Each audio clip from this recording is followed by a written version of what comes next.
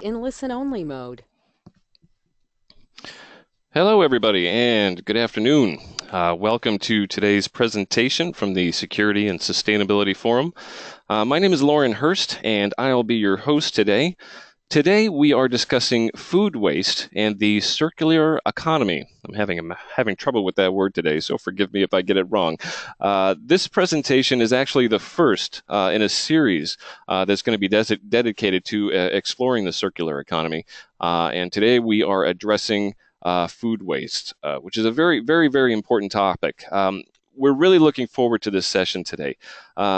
There's a number that never fails to shock me when I hear it, and that is around 30% of all food that is produced ends up in a landfill.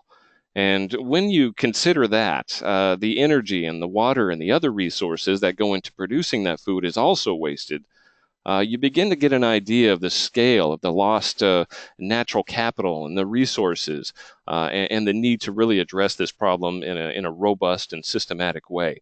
And today, our lineup of panelists will do exactly that. So let's meet our moderator and panelist today. Today's moderator is Cheryl Coleman.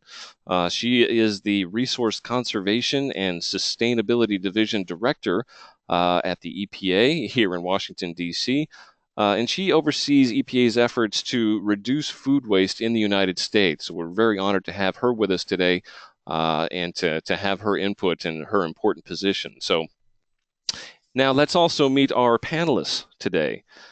First, we're going to hear from Christopher Warden, and he is a senior sustainability scientist at Arizona State University's Global Institute of Sustainability. He's also an associate professor in the nutrition program in the Healthy Lifestyles Research Center at the College of Health Solutions. And his focus is on local food systems and food security, specifically in relation to healthy food access through local food distribution and market outlets. Next, after that, we'll be hearing from John Trujillo, who is the director of the Public Works Department for the city of Phoenix. And he oversees over 1,000 employees and provides leadership for all the major programs and operations that are addressing food waste. And that includes facilities maintenance, energy administration, solid waste, and he's also overseeing their food waste pilot program, again, to address this issue in a very systematic way. After that, and to close it out, we'll be hearing from Dan O'Neill, and he is the general manager for the Sustainability Solutions Extension Service at ASU's Global Institute of Sustainability. And now, in that role, he connects the sustainability needs of stakeholders to the knowledge and the delivery capabilities of ASU. And he works with a global network of partners to deliver real, practical, and effective sustainability solutions. And his research focus is applying sustainability frameworks to innovation and entrepreneurship. And specifically with a concentration in a developing world context. So let's go ahead and talk a little bit about some of the upcoming events from the Security and Sustainability Forum. We'd like to say, first of all, of course, that this is our first webinar in a series. We would like to remind you of our upcoming webinar on June 2nd, which will focus on integrated land use. And to register for that and also to view recordings of previous webinars, check us out online at ssfonline.org.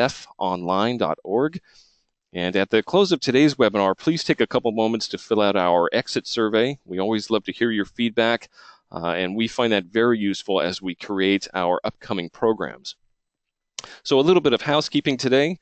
Look at today's agenda. We'll go to about 2:45 today. First, we're going to hear from our moderator, Cheryl Coleman. Then we will go through our panelist presentations, starting with Christopher, and then we'll hear from John and Dan. Following that, we'll have a couple of discussion questions, and then I'll be taking questions from the audience and posing those to the panelists as well. And as always, to download a PDF copy of the slides from this webinar, just go to the GoToWebinar window on your desktop there. So let's go ahead and get started.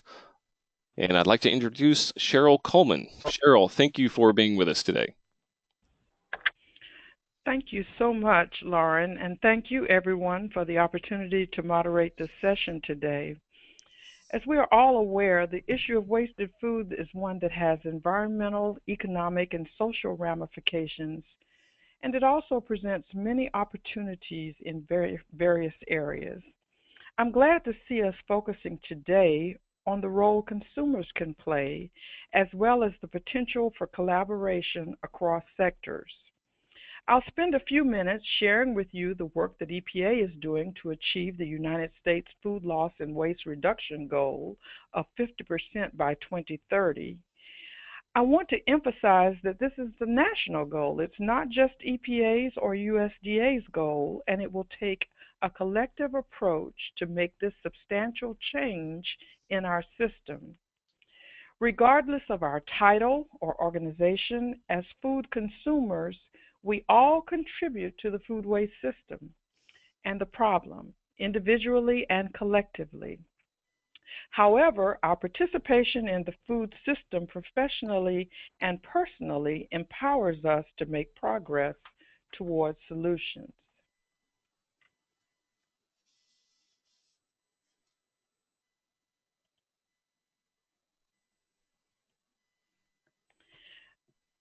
Food waste is the single largest waste stream going for disposal each year in the United States. Of the 74 billion pounds generated, 70 billion pounds ends up in a landfill, accounting for 21% of our waste stream. Wasted in that 70 billion pounds is not just food, it is also the labor, natural resources, and money used to produce and deliver those billions of pounds of discarded food. Food production accounts for 50% of land use, 80% of freshwater consumption, and 10% of total energy use in the United States. Excessive food loss and waste in our country results in social cost. 48 million Americans, of which 7.9 million are children, live in homes without enough food. We need to direct wholesome, nutritious food that otherwise is wasted to families in need. There are also economic costs at the retail and consumer levels. The value of food loss and waste is estimated at $161.6 billion in the United States. And finally, there are environmental costs. Organic material in landfills decomposes and generates methane, a very powerful greenhouse gas. This disposed food is a main contributor towards United States methane emissions that come from landfills, equal to roughly the emissions of 31 million passenger cars.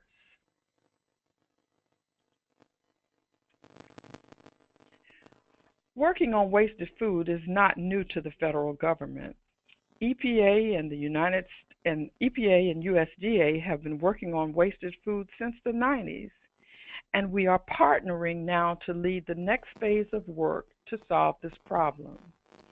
In 1999, we co-published a report called Waste Not, Want Not, Feeding the Hungry and Reducing Solid Waste Through Food Recovery. This report detailed the waste management options for food and described the cost, ease of access, and common practices. A few years later, the food hierarchy was also created. The hierarchy is a tool that we use for guidance regarding food recovery activities. Prevention of wasted food in the first place, or source reduction, is the preferred approach, and the least desirable activity is disposal. Our sustainable management of food efforts focus specifically on diverting wasted food from landfills.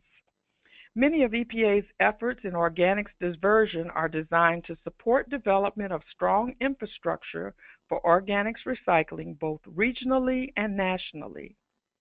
Successful diversion programs in communities will require a real investment in organics recycling infrastructure. In order to make organic recycling as common as traditional recycling programs that focus on metals, plastics, and paper and cardboard, we must support public and private investments to build the facilities and transportation options needed to manage it. The Food Recovery Challenge is one of our flagship programs, and it was launched in 2011 as a key component of our sustainable management materials management program. In the Food Recovery Challenge, EPA works with grocers, restaurants, venues, stadiums, and other organizations to reduce wasted food through prevention, donation, and recycling. Currently, over 800 businesses and organizations participate in the Food Recovery Challenge. In 2014, EPA's Food Recovery Challenge participants diverted nearly 606,000 tons of wasted food from landfills or incinerators. Of this total, over nearly 300,000 tons of food was donated and 250,000 tons was composted. Since the inception of the challenge, our participants have donated over 500,000 tons of food and composted over 819,000 tons of food waste, for a total of over 709,000 million metric tons of carbon dioxide equivalent. At EPA, we provide tools, resources, and support to help participants meet program objectives, including establishing baselines, setting waste reduction goals, tracking progress, and achieving waste reduction goals. Our Food Too Good to Waste is an implementation guide and toolkit to assist communities and households to reduce wasted food from their kitchens. Our Food Stewards Pledge is a program where organizations can commit to reduce both wasted food and hunger through 5 steps.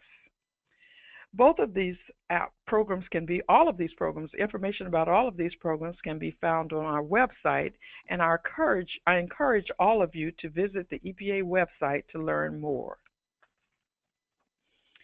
As I said earlier, the United States set a goal of reducing our food loss and waste by 50% by 2030. This was a goal that was announced by both EPA and USDA this past September. We set a baseline of 218.9 pounds per person with a goal to reduce that to 109.4 pounds per person by 2030. This ambitious goal is not an EPA or USDA goal. It is a United States goal, and it aligns with the United Nations Environment Programs or UNEP Sustainable Development Goal Target 12.3 to reduce by 50% per capita global food waste at the retail and consumer levels and reduce food losses along production and supply chains, including post-harvest losses.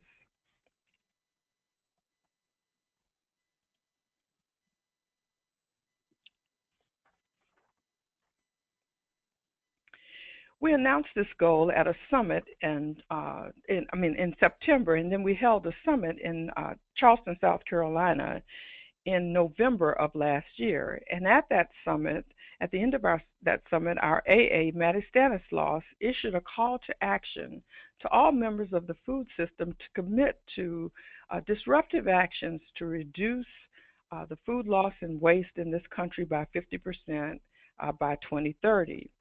During that summit, we found several theme areas that came out of each of the sessions: public awareness, improving the data, encouraging companies and organizations in the public and private sector to measure their contributions, forging new partnerships and expanding the existing ones, date label and food safety, building food loss and waste in local infrastructure, and seeking prevention strategies in using the food waste hierarchy.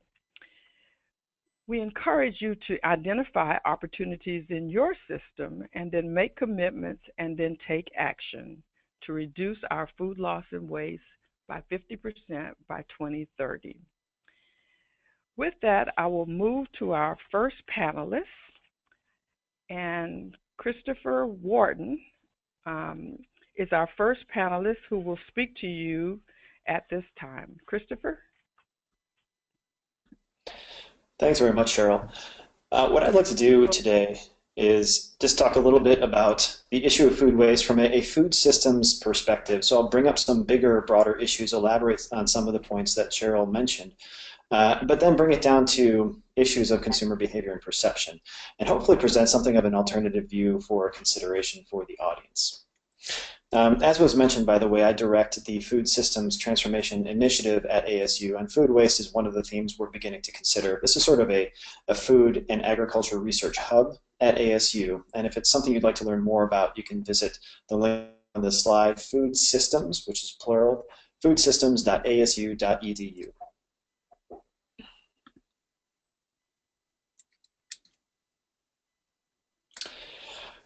So first I'm going to highlight a little bit about our processed food culture. I'm going to bring up a few things that are tangentially related, might seem a bit disparate, but bring it together in terms of consumer perceptions about food. But first, let's think about the foods that consumers purchase and then consume.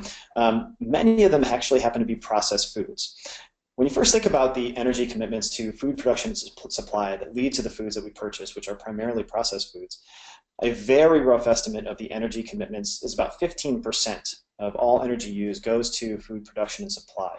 But now, in terms of what consumers purchase, the vast majority happens to be processed foods, so packaged in cans and bottles and jars and boxes and such. This is important because when you think of the energy used within the food system, 16% of that energy, roughly, goes to the processing of food and another 7% goes to packaging. So I mentioned this first because processed foods have gotten a little bit of a bad rap perhaps recently, especially with writings from Michael Pollan and others where there is a clear preference for fresh foods, and that's certainly important nutritionally, but processed foods, of course, offer some important benefits. So the fact that foods are shelf stable for longer, of course, is an important thing. We can make good use of that nutrition for longer periods of time, and of course, packaged foods reduce foodborne illnesses, and that's also a pretty important issue. But there's also a considerable energy commitment. Cheryl mentioned the energy committed to the production of food, and then further the energy required to produce processed food. But when you think of that energy commitment in relation to the food that is lost, it's already been mentioned how much was wasted in terms of one estimate from USDA in 2010, 133 billion pounds of food wasted. A considerable amount in terms of retail value. Cheryl mentioned that as well. And in terms of the anthropogenic sources of methane in the US, now the food wasting away in landfills actually is the third largest source of methane, anthropogenic source of methane in the US. So it's considerable both in terms of calories lost and then the resources that are built into the foods that we lose. It's also important, I think, to consider this from the consumer perspective, because when you look at the majority of the food that is wasted within the supply chain all the way through to consumers, consumers make up about 90 billion pounds of food lost, or 2/3 of what's lost at the retail and consumer level. So they actually have a really important role to play, meaning that we have to think a lot about consumer behaviors and perceptions in relation to food. Now, we've talked about the food itself, but food packaging is also an important part of this picture. 31% of all the waste that goes, or that is part of the municipal solid waste stream, is packaging waste, and 2/3 in particular is food packaging. Now, Americans throw away on average 1,600 pounds of trash a year, so the amount of food packaging specifically is really considerable. And the way that this bleeds out into the environment and causes problems is an entirely other webinar in and of itself. But it's important because if you think about the resources not only that go into the food itself, but then the packaging as well, there's another major waste stream that we need to be dealing with. If anybody happens to be a reader of The Onion, which is a sort of farce online newspaper, they come up with these really kind of hilarious headlines that capture oftentimes really serious problems, but in kind of funny ways. And this is one of my favorite headlines I've seen from The Onion. How bad for the environment can throwing away one plastic bottle be? 30 million people wonder. And I mention that only because that actually captures our attitudes that have been building over time in relation both to food and then food packaging, which I'll highlight more in just a second. But the food waste problem is a big one. if you look at all the food that is wasted and you look at these numbers in the billions, it's kind of difficult to capture that. But you perhaps have seen this sort of analogy in the past. If you brought together all the food that is wasted, even in a single day, and piled it all up, it could possibly fill a football stadium. It's that much food that is wasted. And if you multiply that by the days of the year, you're looking at 150 trillion calories of food that are lost across the year. That could make up roughly 2/3 of the caloric needs of the majority of Americans per day. So it's an amazing number of calories. And as Cheryl mentioned, when you juxtapose that to the number of people who are food insecure in the US, it's really a tragic problem. And in fact, if we reduced food waste and then we're able to figure out how to divert it and get it to people who need it the most by even a third, by 30%, that could feed 50 million, roughly, more Americans, and that's the same number of Americans who are food insecure. So even partially dealing with the problem of food waste and innovating in terms of how to move that food to people who need it could possibly solve the entire problem of food insecurity. Now, we've talked about some resources that are built into food waste, such as energy, and Cheryl mentioned water and some other things. I highlight this one because this is actually a less well-discussed sort of food systems problem that is important when it comes to wasted food, and that is phosphorus. So phosphorus is, of course, an essential nutrient, one of the 3 primary essential nutrients for food production in general, and certainly industrial food production. It's important in all sorts of processes in plants, not the least of which is photosynthesis. But what you can see in the graph on the right is that over time, especially within the last century, we've come to depend more and more on mined phosphate rock to produce high-quality phosphorus that can be used as an amendment to grow food, especially at the industrial level. And that has really skyrocketed, especially in the past 50 years. But what's important to note about this is that despite phosphorus being one of the most abundant nutrients in the world, mineable phosphate rock, which is now our primary source as an amendment for soils for growing food, is actually extremely limited. Based on our current mining technologies and our knowledge, at least, of current reservoirs of phosphate rock around the world, of which there are many, but there are 3 primary areas in the US and China and in Morocco, we possibly have 100 to 300 years left of high-quality mineable phosphate rock. Now that could be concerning given that, by 2050 we could possibly be looking at trying to feed 9 billion people, putting ever greater demand on the fertilizers necessary to grow food at the industrial scale. And so we're not only looking at sort of persistent problems of energy requirements and water requirements in the food that we produce, but also extremely limited resources that we're only just beginning to understand are vitally limited, and we have to be considering within the problem of wasted food as well. I mention all of these things because when it comes to the consumer behavior in relation to food, I think that we have, and this is sort of the alternative perspective I'd like to relay to everyone, a problem of almost invisible excess baked into, especially in American culture. And it's quite possible that along the way, we've almost completely devalued food. I always use as an example when I discuss these things candy bars, like the Snickers bar, for example.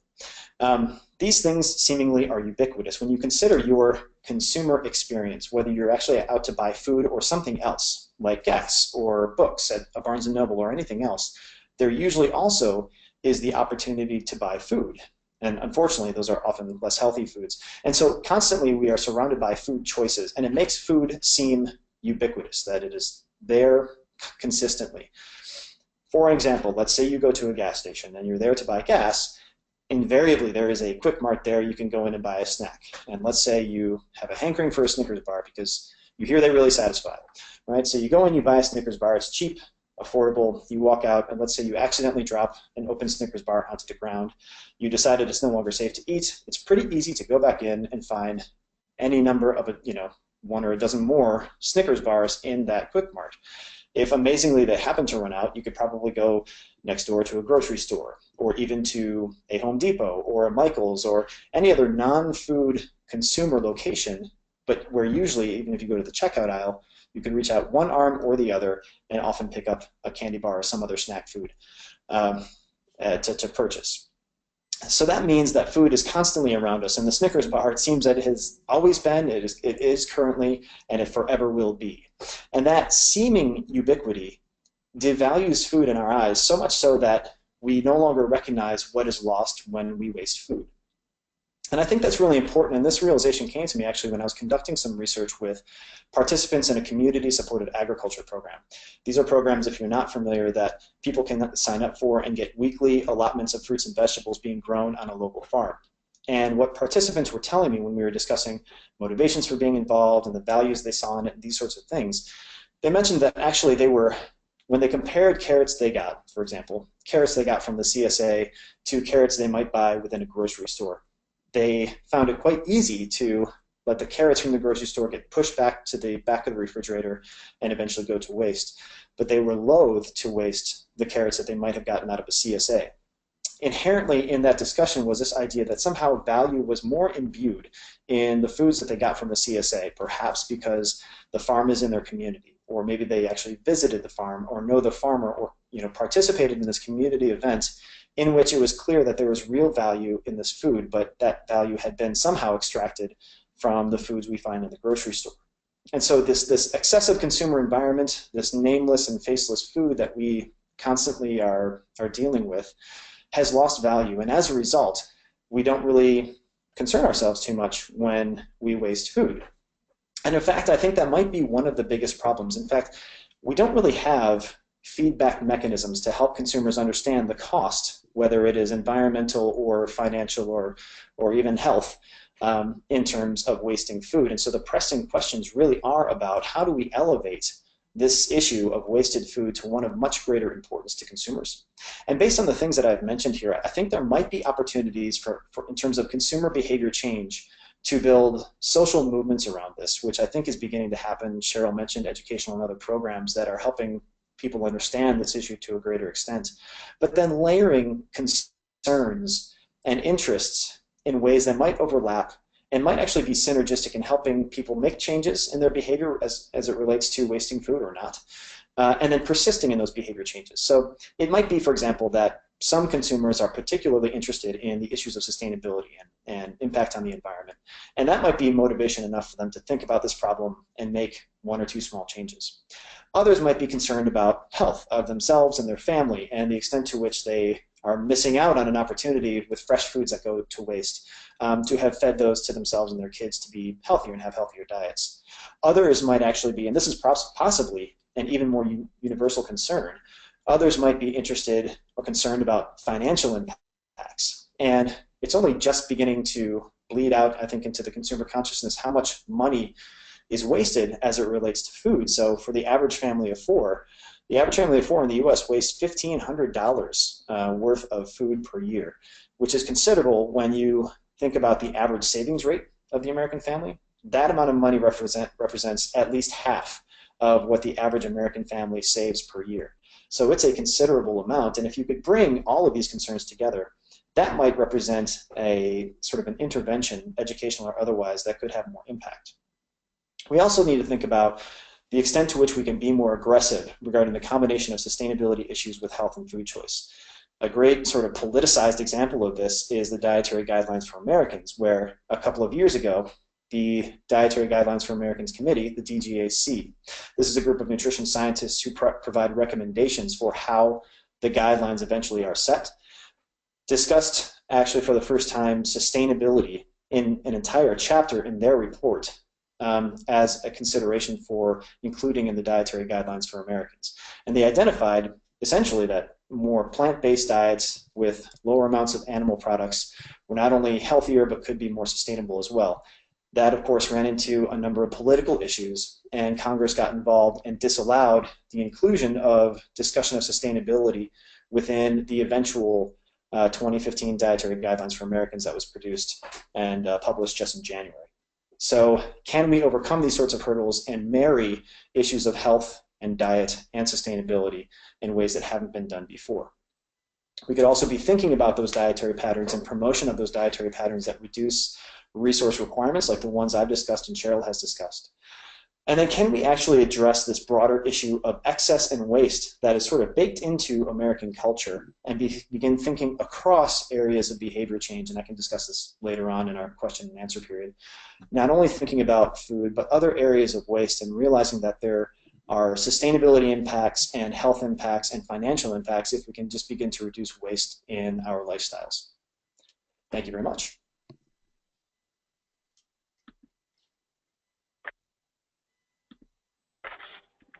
Thank you. I was so busy writing notes that I forgot to get back on the phone. Thank you so very much. That was so interesting, Christopher. We really appreciate those comments, and I wrote down several questions I want to ask during this question and answer period. Next, we will hear from John Trujillo. And John, take it away. Thank you, Cheryl. And as soon as they transfer over to me, I'll start my presentation.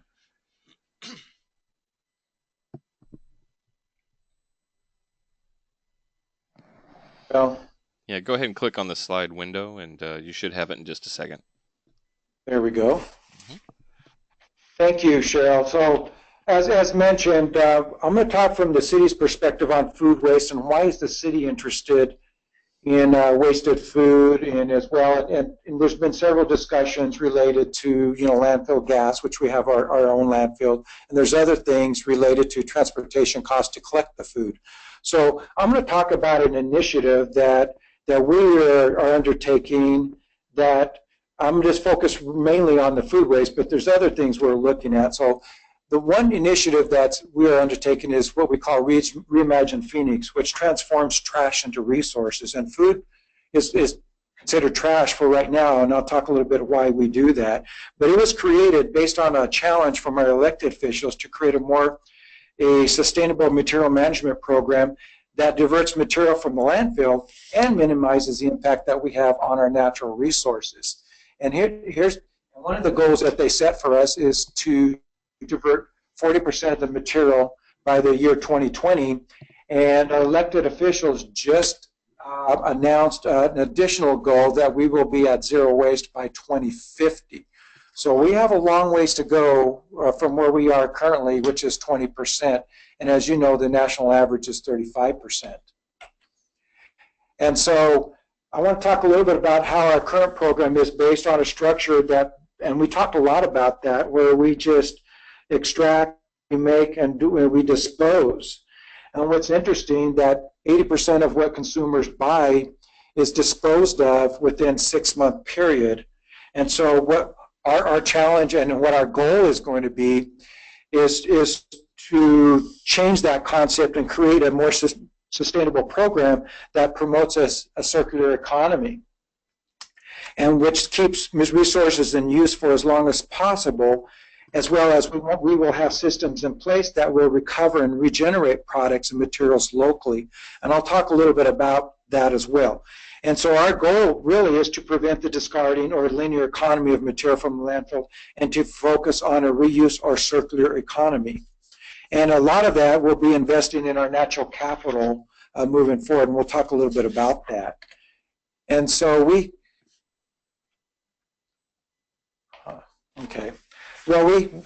what we also want to talk about, let me go back a little bit.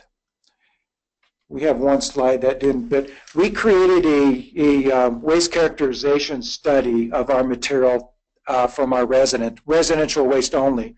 And what we found was 50% of what our residents throw away are compostable materials. Of that 50%, 30% was yard waste, 15% is food waste, and the other 6% is compostable material. So as you can see, organics is a big component of what we discard of on a daily basis. And I want to talk a little bit about a program that we are part of to reduce food waste over the next 10 years by 20%. And there's a ReFed program, which is a coalition of 30 businesses, nonprofits, foundation, as well as government leaders that are committed to build a different future where food waste prevention, recovery, and recycling are recognized as an untapped opportunity to create economic development while protecting the environment. And so ReFed developed a roadmap to reduce food waste as a data-driven guide to collectively take action at a scale nationally.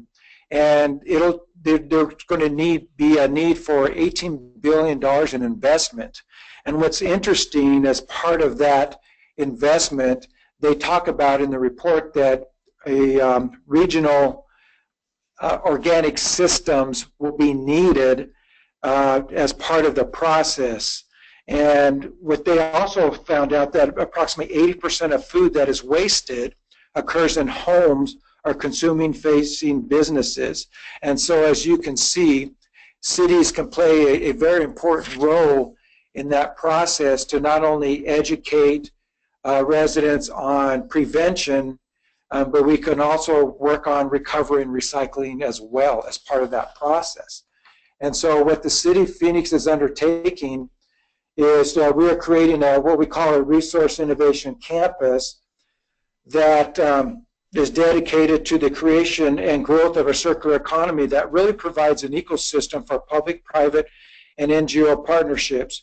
And on this campus, we will have a transfer station, a recycling facility. What you see here will be an organics facility that will be able to process up to 200,000 tons of compost material when at full scale, and which will include food waste as well. We also will have an area for future which could use anaerobic digestion. We will also have on this site where businesses and manufacturers could be located that will take our garbage to create as an input for their products. And we also will have a program called Resource Innovation and Solutions Network, as well as an incubator that I'll talk a little bit later.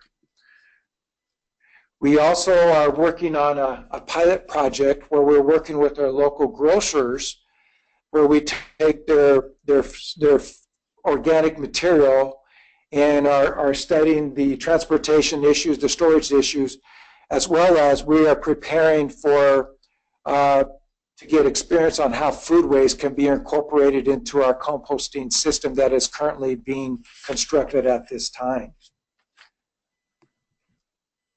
We also have a program where we just hired a local business that is collecting food waste from city facilities, and we are taking it and using it to create organic crops locally as well.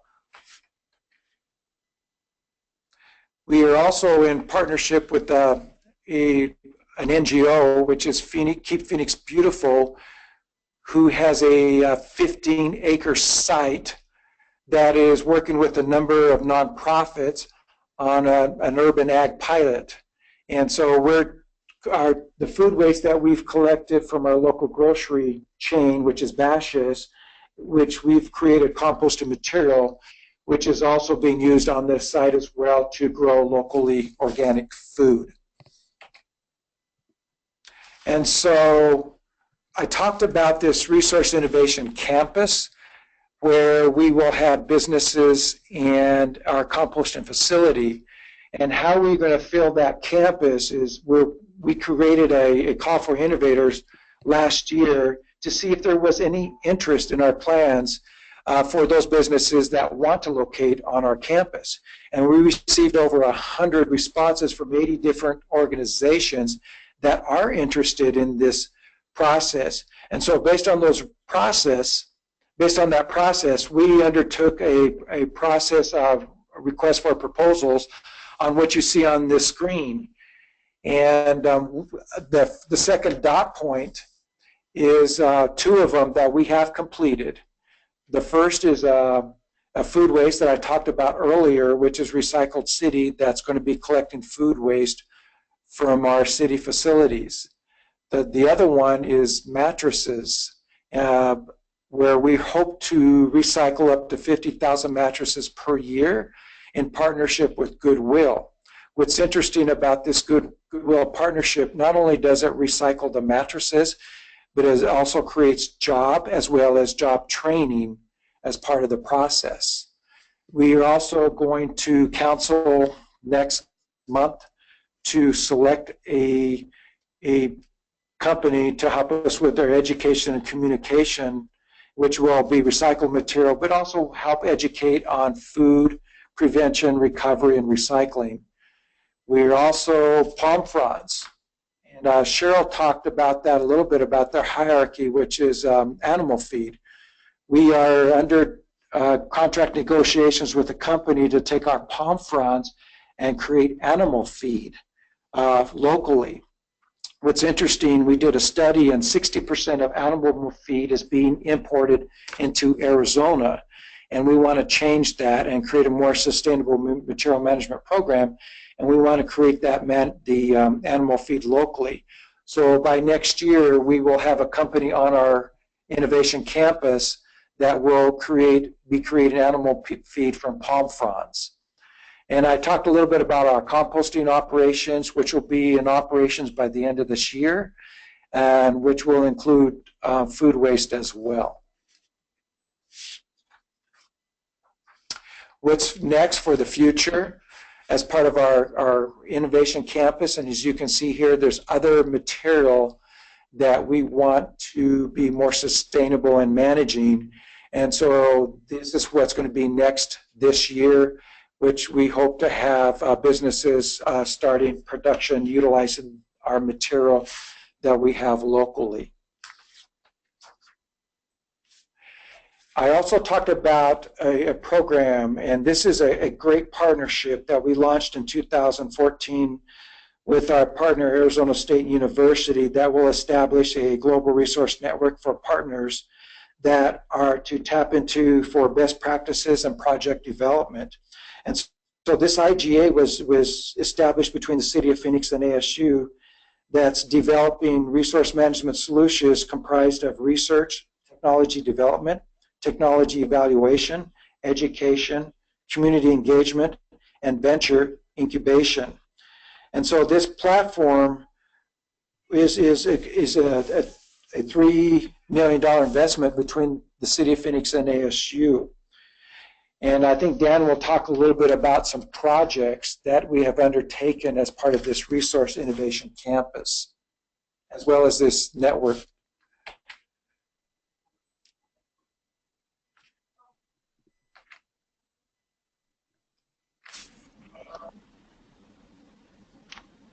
The last thing that I want to talk about that's we are undertaking as well is under design is an incubator. And I mentioned earlier this Resource Innovation Solutions Network. It talks about we're going to do comprised of research, technology development, as well as evaluation. And to do that, the City of Phoenix is working on an incubator that will be located on this innovation campus.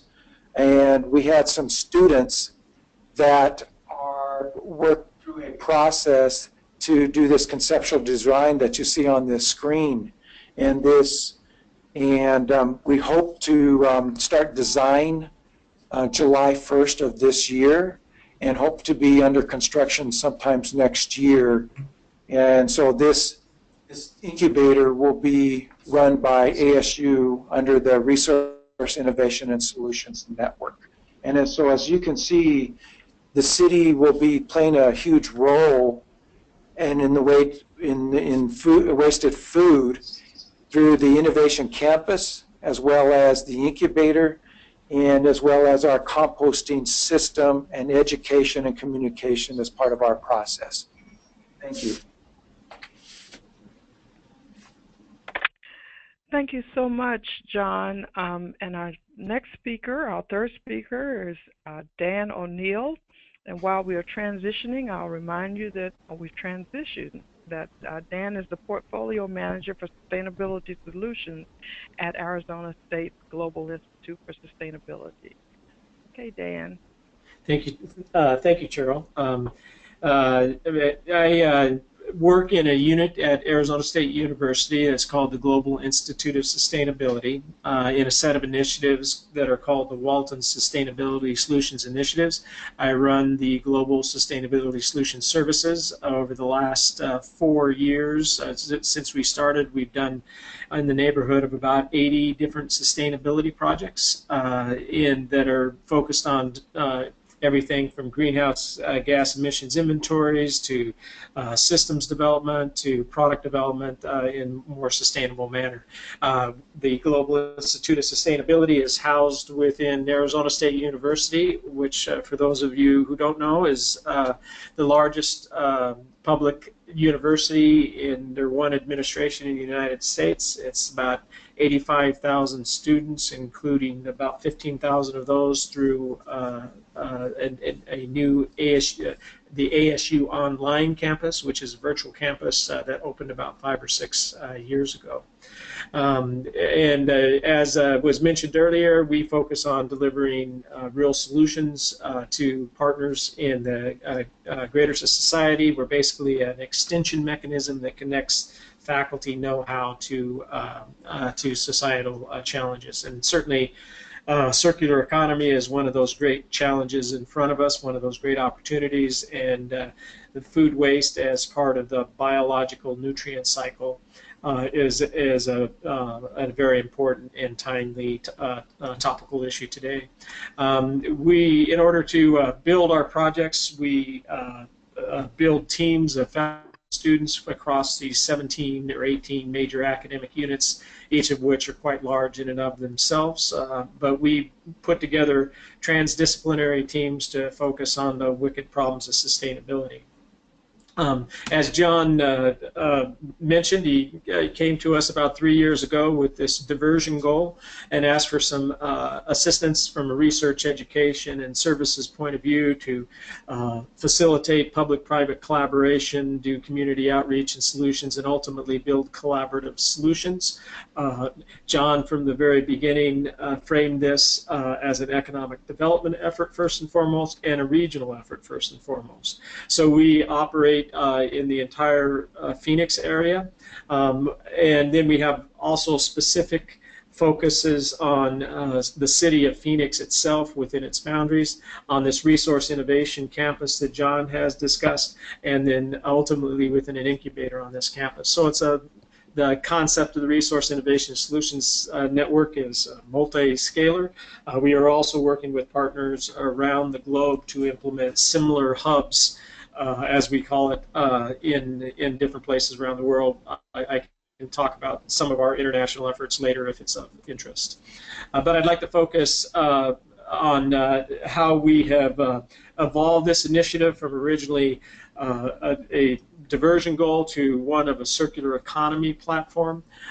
Between us, the City of Phoenix and ASU has really become closely connected to the major players in the circular economy ecosystem. The circular economy conversation has largely been reignited and is being carried forward globally by the Ellen MacArthur Foundation. City of Phoenix is the first U.S.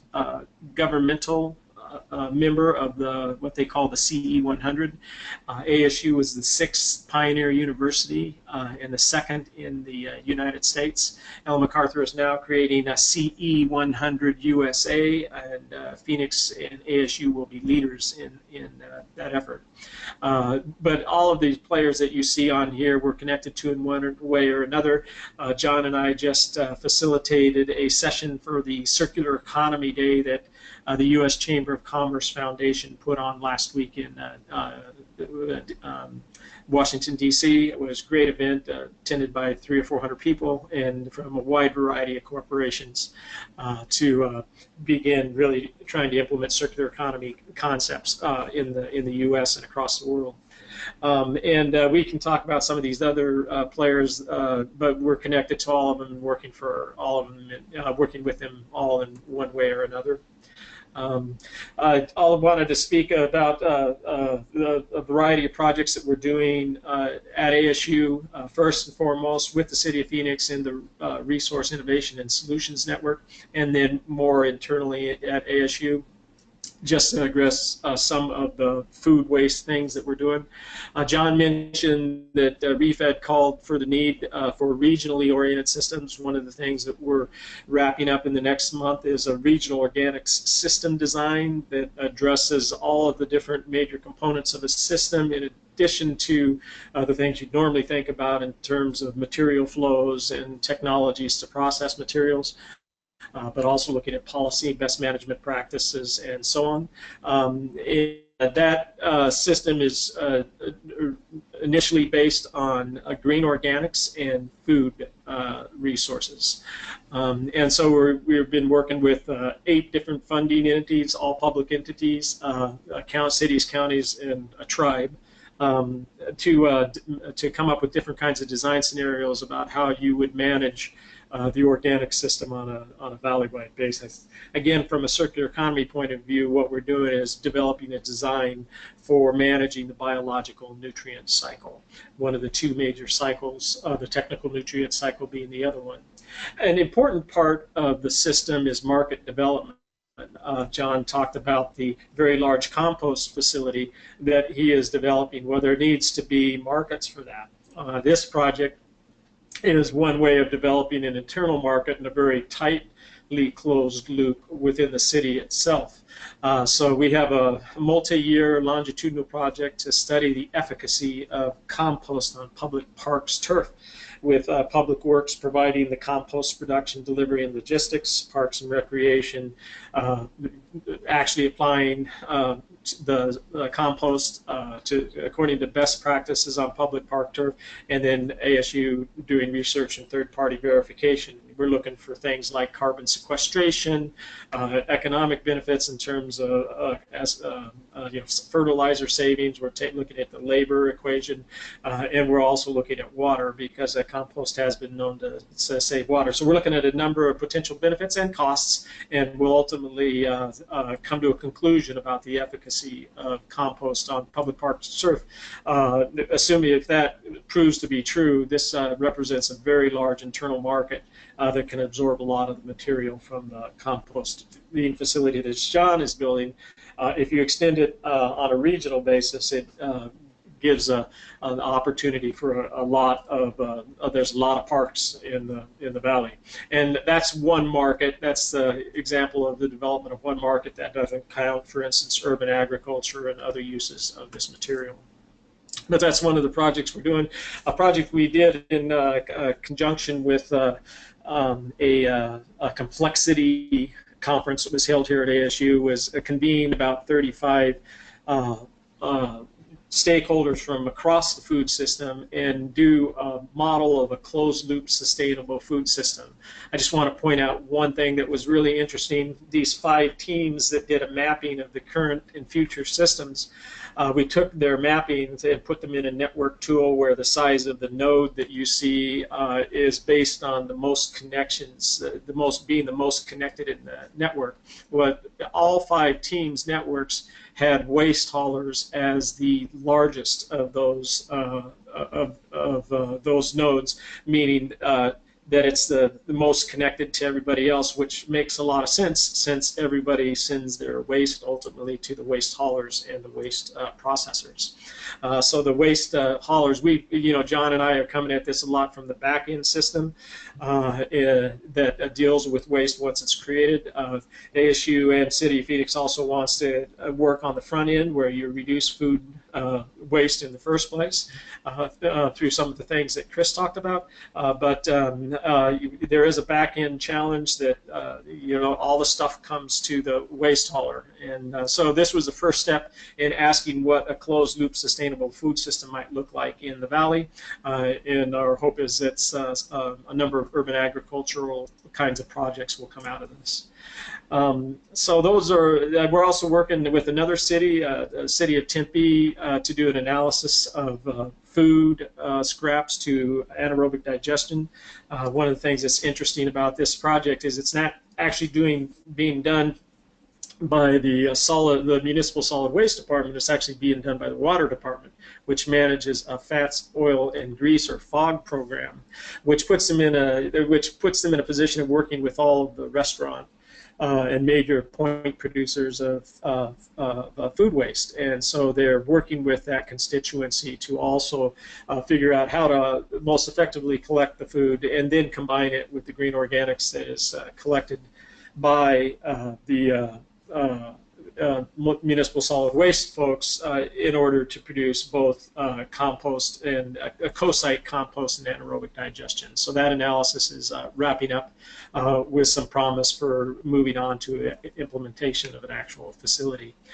From a research education point of view, Chris has already mentioned that he runs the Food Systems Transformation Initiative. That is the coordinating initiative that coordinates everything that is associated with food across the university. So Risen works with Chris and his organization on issues such as food waste and sustainable food systems. Speaking just a moment about internally, this is not any of our areas of expertise or responsibility. This is actually, there's actually a sustainability, internal operational sustainability organization at ASU that does some of the same kinds of things that John is talking about at the city level, in which there are collection paradigms to get at the food waste that's both pre and post consumer food waste that are coming out of dining halls, athletic facilities, living units, and working with processors to turn those into different kinds of compost or donations down the food hierarchy. The ASU actually takes the compost back from one of those providers and uses that to fertilize all of its grass across its 4 campuses.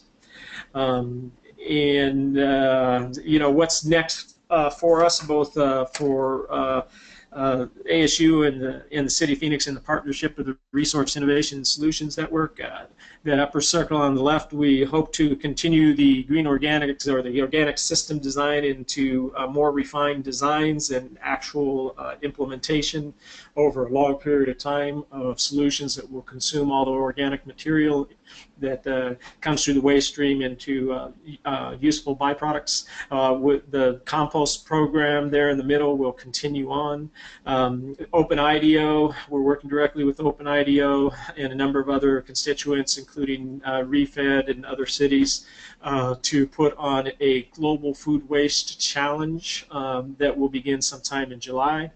DIF is the Disruptive Innovation Festival, which is a global virtual festival that the Ellen MacArthur Foundation hosts, and ASU does a major big tent event in, and we will probably be focused on food waste to tie in with the Open IDEO work that we're doing. City of Phoenix and ASU are co-hosting the next business delegation tour for the U.S. Chamber in October that will tour a number of these circular economy paradigms.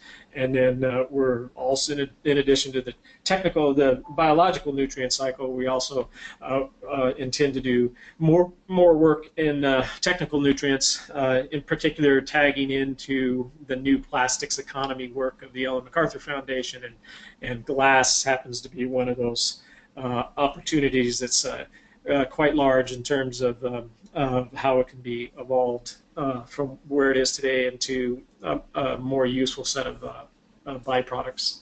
And so that's the story of ASU, what's happening in partnership with the City of Phoenix, what's happening more broadly from a research education perspective, and then then internally. I'm mostly focused on this idea of the Resource Innovation and Solutions Network and working with John to make a circular economy platform happen in the Phoenix area, as well as project that into the global work that ASU does.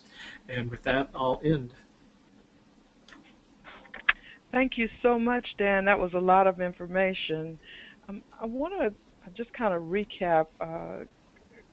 We first heard from Christopher, and he shared with us some information around packaging and food waste. And then we heard from John, who talked about what a significant portion of the waste stream organics are. And then we heard from Dan, who described several great successful projects for closed-loop systems to manage food waste and other organics. And he emphasized the importance of market development and systems thinking in that process.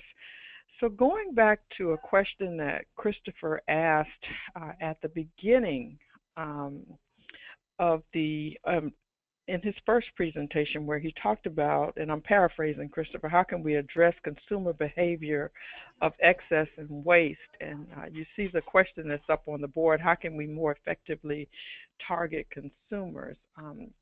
Thinking about what we heard in these three presentations, can each of you provide a few suggestions for how we can better work to address consumer behavior, recognizing we have intergenerational households, we have different cultures, we have different access?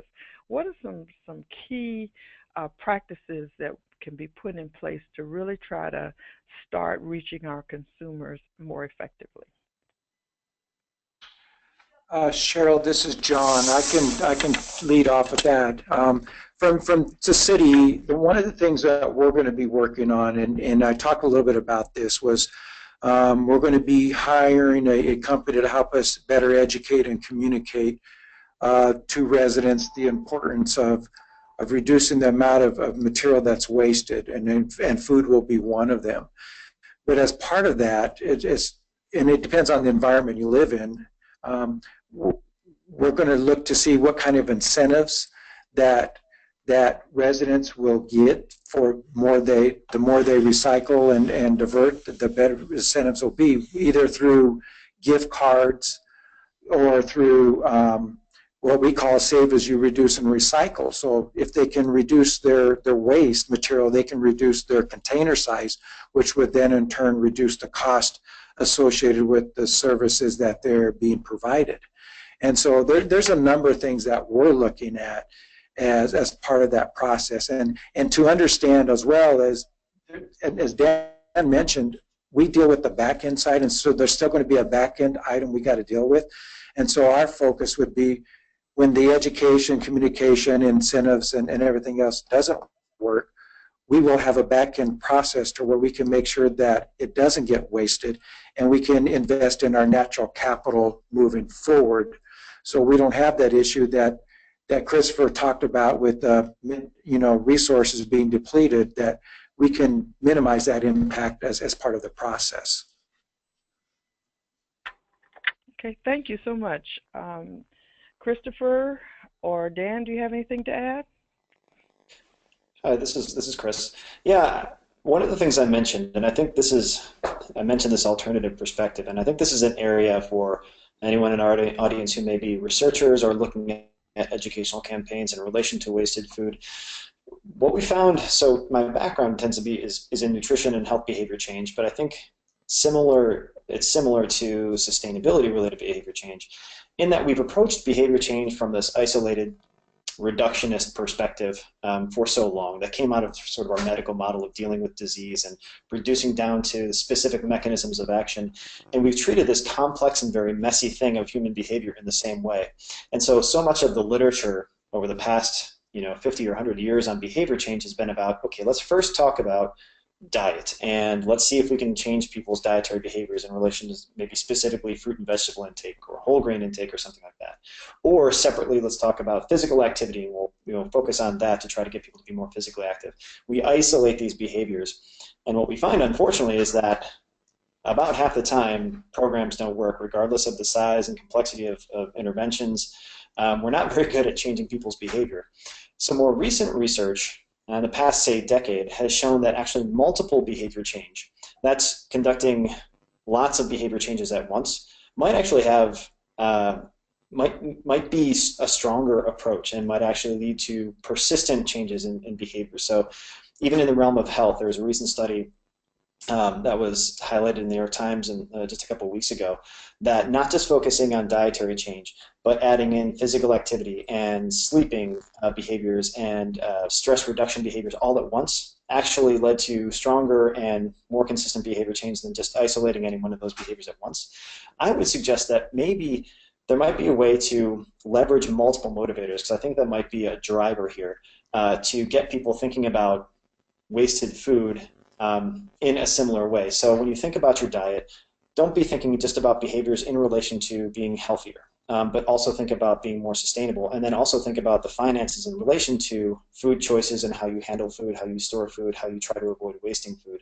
And if you can leverage multiple motivators, build those sorts of things into campaigns. So the health, sustainability, and wealth, or financial management in particular, those things might actually bounce off each other and facilitate each other to try to push a behavior change and hopefully have it persist, so that your same dietary choices that you make to be healthier are also fed by concerns about the environment and concerns about your household finances. And there may be ways to construct consumer education programs that are sort of different than just talking about the impact on the environment, or just talking about health in relation to diet and that sort of thing. So building a little bit off of what you just described around food waste, you also talked about packaging as part of your presentation. How could you include packaging in that messaging that you just described? Yeah, that's a good question. And there I think there may be ways to think about how can you be efficient in your diet while also reducing packaging. And that may be as much education about where packaging can go in terms of recycling as it is about the health of the foods that you are purchasing and hopefully consuming, and then marrying that to things that Dan and John talked about in terms of hopefully municipal programs that that aid you in better dealing with food packaging. So, for example, some recent research suggested that low-income families are actually, they could possibly be quite a bit more efficient when it comes to trying to introduce fruits and vegetables to their kids than higher income families. The reason being, we know from research that it takes multiple introductions of fruits or vegetables to get kids to accept those things and begin eating them. And whereas a middle income or higher family could more easily introduce and reintroduce those foods, have them be rejected, waste them, that can't really happen in a low income family. So what sorts of foods should we be trying to have available in low-income neighborhoods to facilitate, efficient use of fruits and vegetables? It might be, frozen foods rather than fresh foods, and things that could be stored much more easily for longer periods of time and reduce waste. And then if you can capture that and then marry that to incentivization programs that I think Dan alluded to, and these sorts of things that would make it easier to recycle versus just throwing things out. That would be, I think, a couple of great steps forward that create sort of, and I'll use the term here, healthy defaults or optimal defaults, that create an environment such that the easiest thing to do is to not waste food, or at least to recycle packaging rather than just throwing it out. And that's what we need when it comes to consumers, is the easiest, or least sort of annoying way to deal with the packaging. Make sure that the easiest thing to do is to recycle it, or to minimize the packaging you're purchasing in the first place. Okay, thank you. So Dan, in your work, are there any examples that you may have seen in the developing world that we could learn from here in the United States on sustainable management of food that you could share with us today?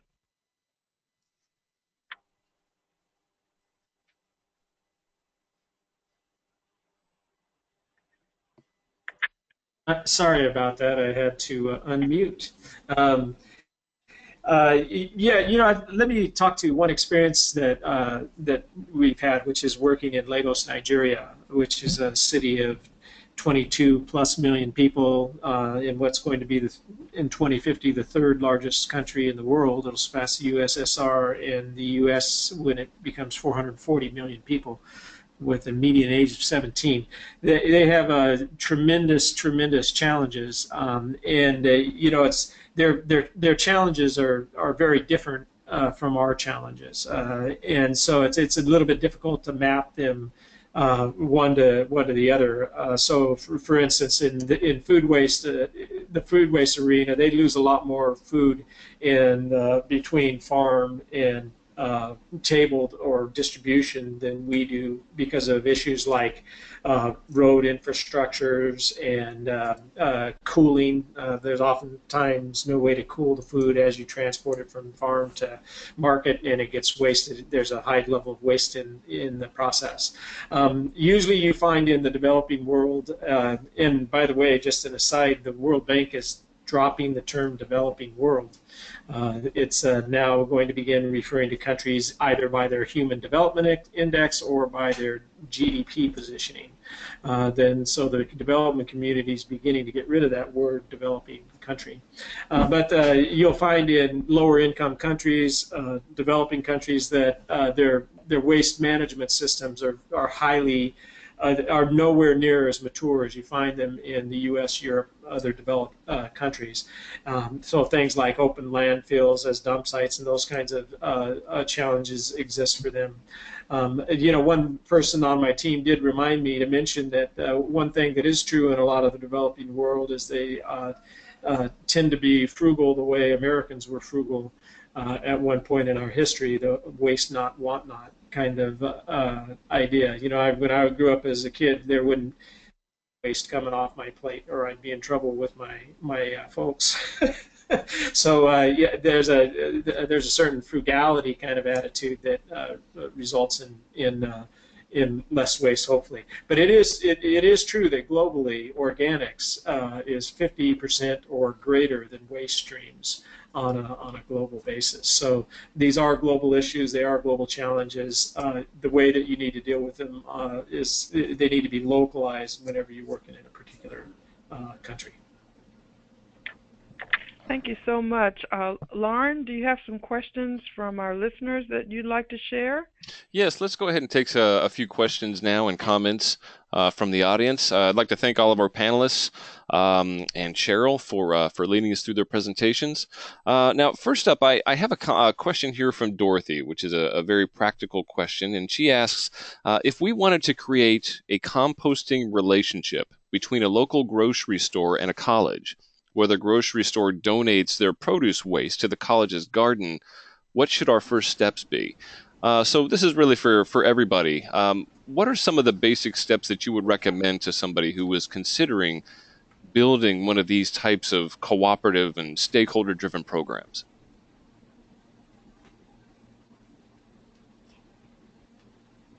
Any volunteers?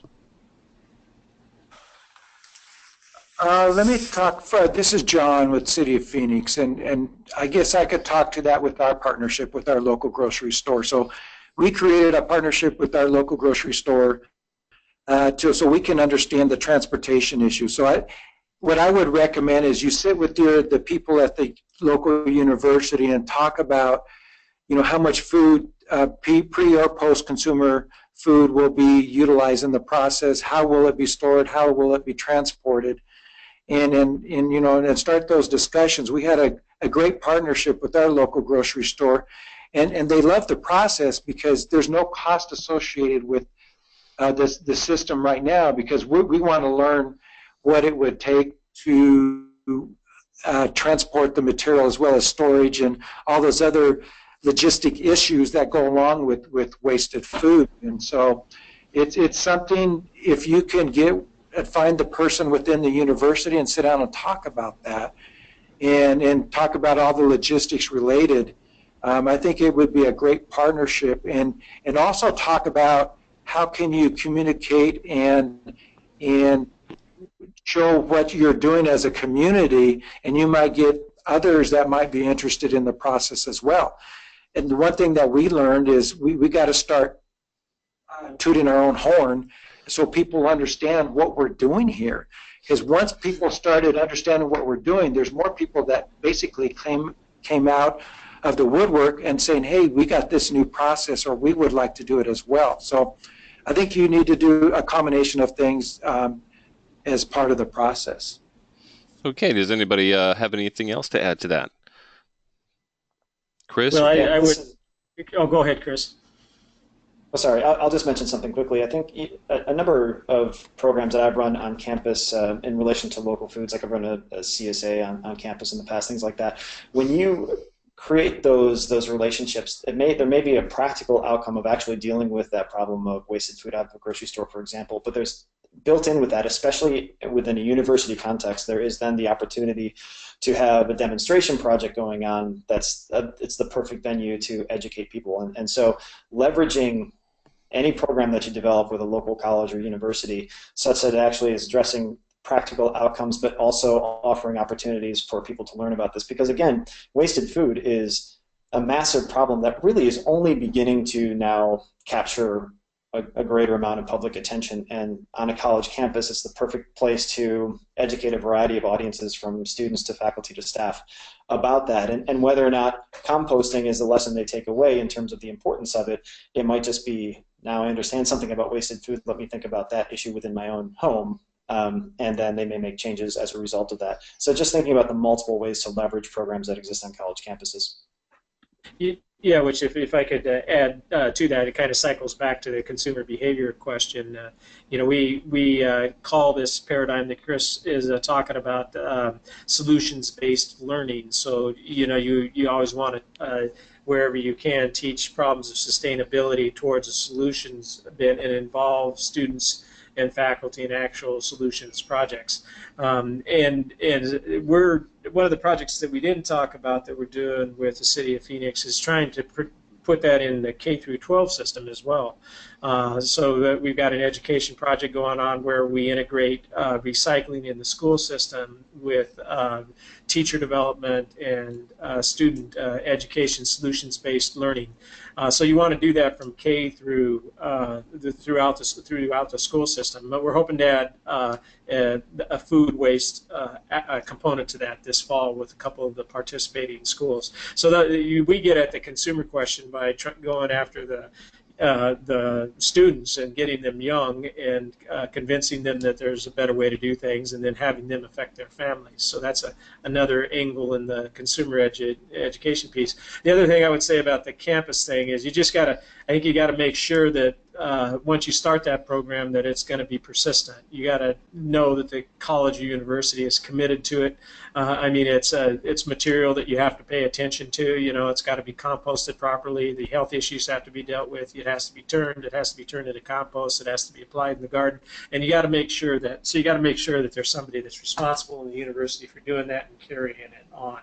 Because students and faculty come and go, there needs to be some kind of persistence.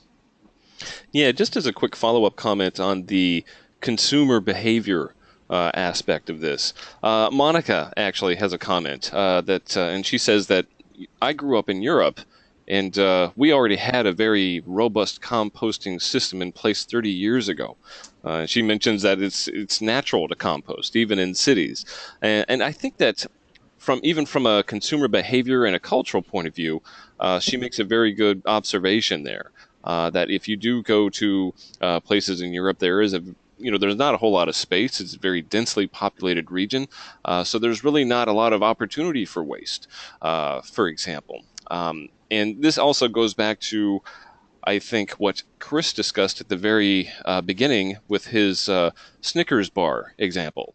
Here in the U.S., we do have very much of a throwaway culture where food is ubiquitous, it's cheap.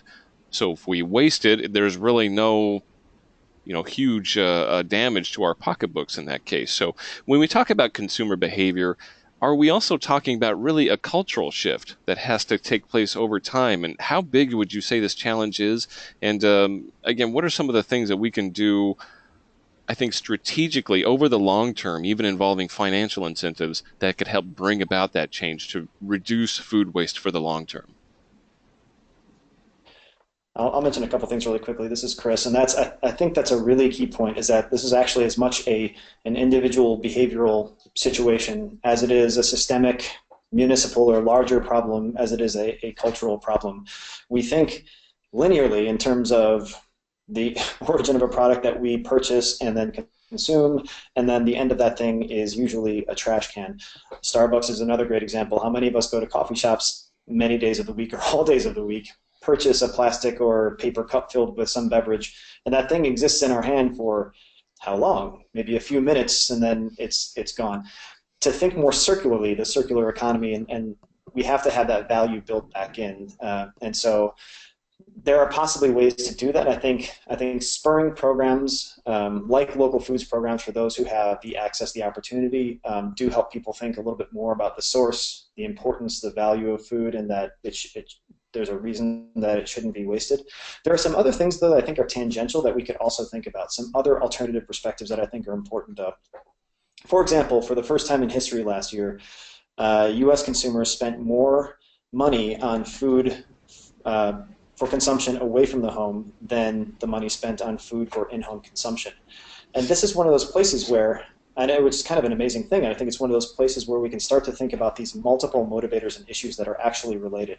So when we eat food away from the home in restaurants, we generally purchase and consume more calories. We eat less healthfully. We generally eat more saturated and other fats and added sugars and salts. We spend more money on that food than we would for foods we would buy and then prepare in the home. And then we also waste more food. So there are multiple issues built into our propensity to be eating out, which we now, again, spend more money on than food for in-home consumption. So thinking about patterns of dietary behaviors that actually result in a lot of food waste that we could be correcting for. And another thing, and I'm certainly not trying to convince anyone to become vegetarian or vegan, but we do know the most resource-intensive diets and those that are highest in the most problematic nutrients are higher in animal foods. So if we can have people thinking about healthy dietary patterns that actually happen to be also more sustainable, so more plant-based, not necessarily, again, eliminating any products, but just being higher in plant foods and lower in animal foods, whether or not we're reducing waste on the back end, we're at least consuming a less resource-intensive diet. So there might be other ways to, again, marry those various motivators and issues to change other behaviors, tangential behaviors that eventually relate to food waste. Okay, absolutely. I think a key point that you make there is the interconnected nature of the impacts of food policy. Just one big connection you see is with the healthcare system. Of course, that's a huge one right there. So let us move on to one final question here. And Dan, I wanted to address this specifically to you because you mentioned in your presentation a lot of the partnerships that you have with industry and some of the more innovative things that you're doing there. So when you talk to some of the major corporations that are at the U.S. Chamber of Commerce events and that sort of thing, what are you hearing there? What is the role of financial incentives, for example, when they are considering the circular economy? Obviously, these are businesses. They have a fiduciary duty to make profits for their shareholders. You hear that an awful lot in business circles. But if we do implement this sort of system, there could be a lot of people who are losing the basis for their business models. So I wanted to kind of throw that out there and see what your take on that is, and what do you think is the way forward when we're dealing with public-private partnerships, for example? So, I'm going to suggest that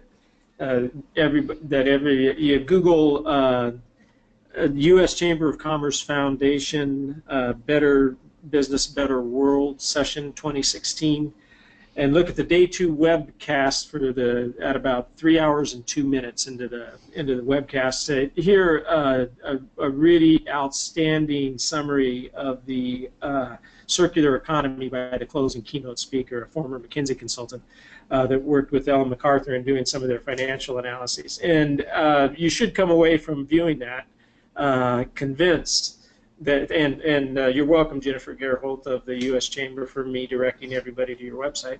But you should come away convinced from that we're at a new age. We're at a shift we're at a paradigm shift in industry, and the folks that are out front in the circular economy recognize that it is a business opportunity of many trillions of dollars on a global basis, and we're shifting into an era where we are we're overshooting the resource limits of our Mother Earth, and that is going to hit the balance sheet and the income statement in a lot of different ways. And the leading corporations know that, and they know that it's a matter of that they are simultaneously having to rethink their products and services, their business models, and their supply chains. And they're having to do that within the context of being a globally integrated enterprise that does a lot of business in a lot of different places that have a lot of different kinds of systems that support their desires to be circular. So what you see happening in the corporate world is a lot of concentration, especially by major corporations, a lot of realization that they're staring down the barrel of resource limitations, resource volatility in the coming years, and if they don't make a transition to a circular economy, they'll kind of be like the buggy whip providers in the early 1900s. So it's nothing less than a major industrial shift, and dealing with both technical and biological nutrients. And you just see that awareness accelerating in the corporate community very fast.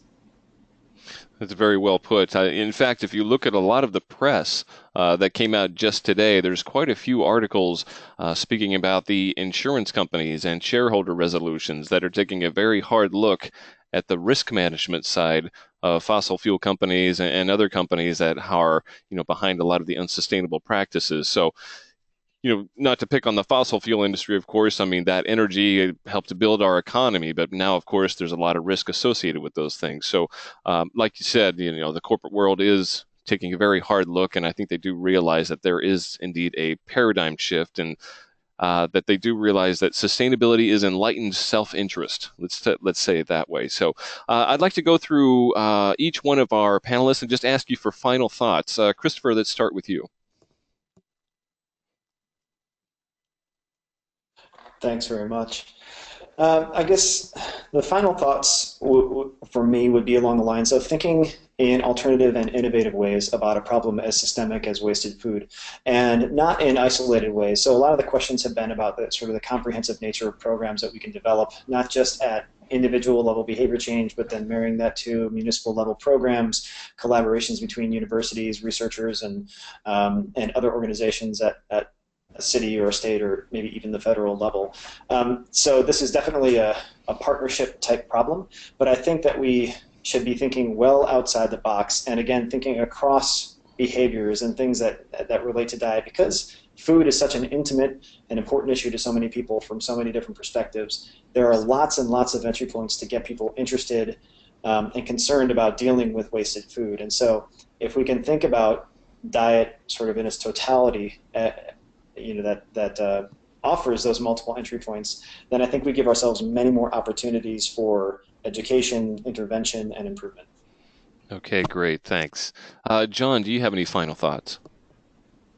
Yes. The one thing I would do is I would challenge those other cities and towns and governmental agencies to come up with ways to be innovative and think outside the box. And sometimes we as cities do things the way we've always done it. And as Dan mentioned, there is a paradigm shift that the corporate community is going through. I think we as a city, we need to be in lockstep with them. And I think we can be innovative and come up with solutions that can help create those solutions, whether it's prevention, recovery, or recycling. And so I think the cities are going to go through a paradigm shift as well, because for us to be resilient, we have to change the way we do business, and I think the time is now that we got to start that process. So again, I would challenge those other cities and towns to be more sustainable and work on sustainable material management as part of their process. Okay, great. And Dan, before I ask you for your final thoughts, we had a couple of listeners here who would like you to repeat the website or what they should search for on Google for the U.S. Chamber session. It's the U.S. Chamber Foundation, is that correct? It's the U.S. Chamber of Commerce Foundation. Look for the Better Business, Better World 2016. And you'll get on the agenda, they've posted their webcasts from both days. It's the second day of the webcast, 3 hours and 2 minutes into it. You'll see Andrew Morley of the Ellen MacArthur Foundation, CEO of the Ellen MacArthur Foundation, introduce, God, I forget his name, he's a former McKinsey consultant, and he gives about a 20-minute wrap-up of the circular economy. Okay, and it addresses it from an industrial paradigm point of view in a lot of different ways. Just our structural waste in so many different segments, including food, We have built-in wastes of 25 and 50 and greater percentage in things like transportation, built environment, and food systems. And he does a great job of summarizing all that and stating the case for circular economy. Okay, that's great. Yawanka and Susan will really appreciate that. So, Dan, what are your final thoughts going forward? Well, we talked a lot about big systems and cross-functional thinking, and that's the area that I like to operate in. But I also like to bring it back to the age of the circular citizen. I just made that up. Is that each of us need to be aware of our own behaviors and the ways in which we contribute to the overshoot phenomena in all aspects of our life. From a food point of view, it's be a good circular citizen, which includes don't make too much food, don't put too much in your refrigerator. Make sure you use it before its food expiration date. When you go to a restaurant, make sure that you take a Tupperware container with you to act as your doggy food bag, so that you don't have to get a styrofoam container to take your leftover food home and then eat the leftovers. So there's a lot of make sure that you put your food waste into a food container and find to either compost it yourself or find a place to compost it with at a neighborhood level or greater. So there's a lot of things that we individually can do to be good circular citizens, and that includes communicating to our product and service providers that we have high expectations of them. So we should be patronizing grocery stores that recycle their food waste, or restaurants that deal with somebody like a Recycled City that will pick up the food waste and use it for beneficial organic produce output. So it's be a good circular citizen ourselves. That's great. We have a big, long list of questions from people who want to ask more of that. We're going to stop right there. But before we do, I want to ask Cheryl for her final thoughts. Cheryl, going forward, what do you think are some of the most important things, from EPA's point of view? What are some of the big initiatives that you have on the horizon? Well, I want to echo everything that all of the panelists said, and really reemphasize our assistant administrator's call to action. And as Dan just said, it's everybody's responsibility, because we're all food consumers. I also wanted to just add another dimension to what Dan and John said, and that is those public-private partnerships like the Closed Loop Fund, where there are low to no interest loans provided to municipalities or local governments to enable them to build in the infrastructure in order to manage diverted materials. Because if you divert it from the landfill, you have to do something with it. And so I would also encourage the participants today to consider that option for ways in which to manage excess. I do want to continue the discussion around consumer and consumer behavior, and I thank each one of them, because I wrote down lots of notes, and I do want to continue participating in these webinars so that I can continue to learn more, so that we can amplify your message and get you to help us amplify ours. Thank you so much. Yeah, that's certainly something right there that's very important in this space, and that is lifelong learning. So, again, I'd like to repeat what Cheryl said. I'd like to thank everybody for attending today, especially for our panelists, for their presentations. And just to wrap up, I would like to remind you to go ahead and check us out online at ssfonline.org, and there on June 2nd, you'll be able to register. You'll be able to register there for our next webinar on June 2nd, which is going to be the next in our series of webinars on the circular economy, and that is on integrated land use. For those of you who registered today, stay tuned. You will receive an email with a recording and also a link to the page where you can download the slides. And also, when you leave us today, be sure to fill out our exit survey to leave your feedback. We really appreciate that. It really helps us plan our upcoming events. And don't forget to check us out online at LinkedIn so that you can join in the LinkedIn group and continue this conversation there. Again, thank you very much to Cheryl and our presenters, and we will see you next time. Thanks. Bye. Thank you.